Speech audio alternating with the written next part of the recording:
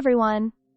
Get ready to transform your weeknight dinner with this incredibly simple and utterly delicious homemade teriyaki chicken. It's a family favorite that's packed with flavor and surprisingly easy to make.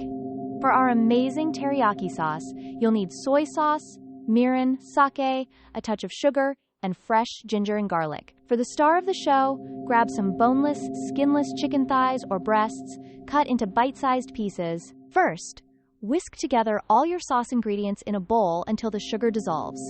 This creates that perfect balance of sweet and savory. Next, heat a little oil in a pan over medium-high heat. Add your chicken pieces and cook until they're beautifully browned on all sides. This step locks in all that juicy flavor. Now, pour in your homemade teriyaki sauce. Bring it to a gentle simmer. Then reduce the heat and let it cook. Stir occasionally until the sauce thickens and beautifully coats the chicken.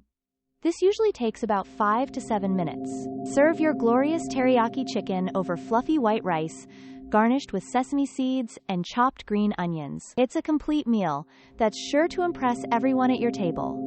Enjoy every mouthwatering bite.